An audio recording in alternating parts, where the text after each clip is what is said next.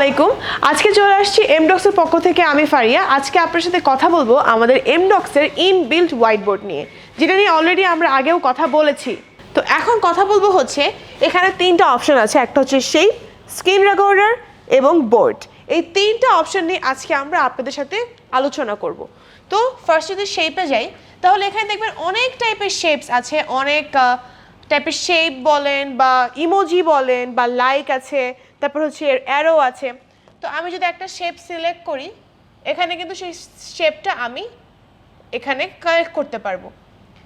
এটা কিন্তু যে কোনো শেপই আমি এখানে কালেক্ট করতে পারবো।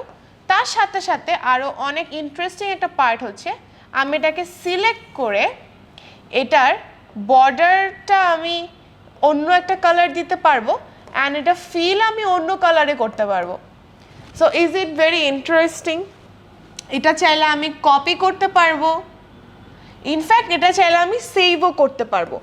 ঠিক আছে, এরপরে আমি যদি এই লাভটা নিয়ে বলি, সেমভাবে আমি এটার বর্ডারটা অন্য একটা কালার দিতে পারবো অ্যান্ড বর্ডারটাকে আমি মডিফাই করতে পারবো। বর্ডারটা কতটুকু থিননেস আমি চাচ্ছি সেটাও কিন্তু আমি মড করতে পারবো বা হচ্ছে চেঞ্জ করতে পারবো। এরপরে যদি আমরা শেপে দেখি, শেপে কিন্তু এখানে আপনি এই চিহ্নটাও পাচ্ছেন। এখন অনেকে বলতে পারে যে এইগুলো চিহ্ন দিয়ে হচ্ছে হোয়াইট বোর্ডে কী কাজ। অনেক টাইমে আছে যে আমরা হচ্ছে বাচ্চাদেরকে ইমোজি আসলে বুঝিয়ে থাকি যে এটা কি সেটা কি, সেই ক্ষেত্রে কিন্তু আমাদের এই শেপগুলো অনেক কাজে লাগবে। আমরা এই শেপগুলো ব্যবহার করে কিন্তু আমরা এর নিচে আমাদের স্টুডেন্টদেরকে বুঝাতে পারবো যে এই শেপের নামটা কি অ্যান্ড হোয়াট ইজ দিস, এটা কারা পড়ে, এই টাইপের কিন্তু আমরা হচ্ছে আমাদের ক্লাসগুলো যখন নিব এই শেপগুলো কিন্তু আমাদেরকে এইভাবে হেল্প করবে।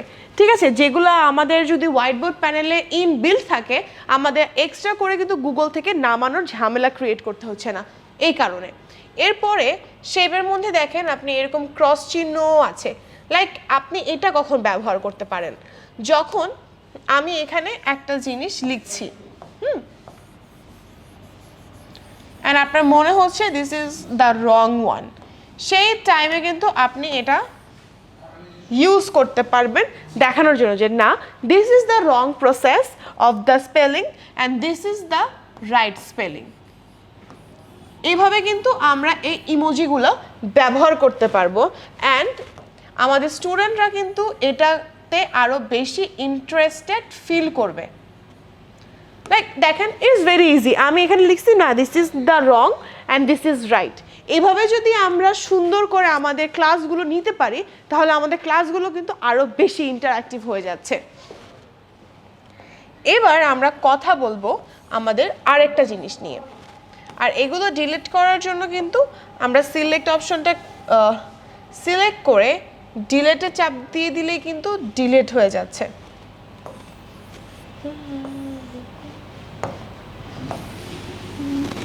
আপনি চাইলে সব একসাথে সিলেক্ট করতে পারছেন, ডিলিট করতে পারছেন।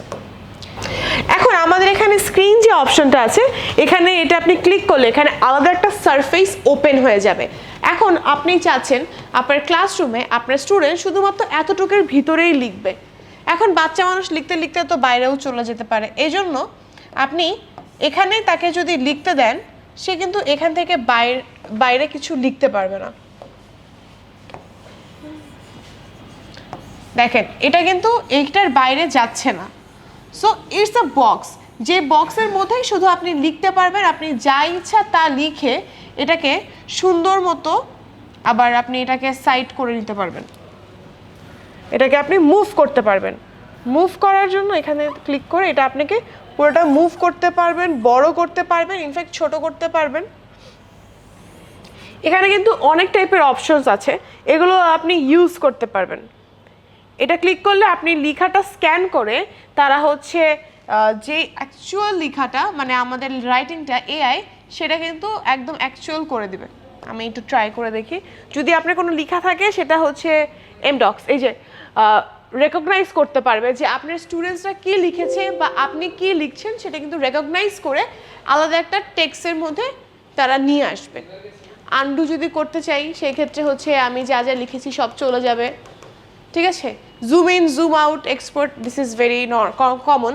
এবার আসি বোর্ডে। এই বোর্ডটাতে চাপ দিলে আলাদা একটা বোর্ড ওপেন হবে, যে বোর্ডের মধ্যে আপনি লিখতে পারবেন।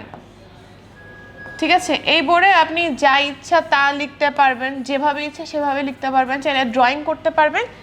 এই বোর্ডটাকে আপনি মুভ করতে পারবেন, এটা আপনার বোর্ডের একটা সাইডে, কোনোভাবে কোনো একটা সাইডে আপনি এটাকে স্টোর করতে পারবেন। ঠিক আছে, দিস ইজ দ্য পয়েন্ট। এই দেখেন, আপনি এটাকে আপনার ইন্টারঅ্যাক্টিভ প্যানেলের যে কোনো কর্নারে কিন্তু রেখে দিতে পারবেন। এটা ইউজ হতে পারে একটা ডকুমেন্ট বোর্ড হিসেবে। আপনার ইম্পর্টেন্ট ডকুমেন্টগুলো আপনি বোর্ডে লিখে রাখলেন, অ্যান্ড পরবর্তী দিকে যদি আপনার মনে পড়ে আপনি সেখান থেকে ভুলে যান, দেখে আপনি ক্লাস করাতে পারছেন। আপনার ক্লাস এখন কি ক্লাস, পরে কি পড়াবেন, এখন কি পড়াবেন, এগুলো কিন্তু আপনি ডিসক্রাইব করে এখানে লিখে রাখতে পারেন।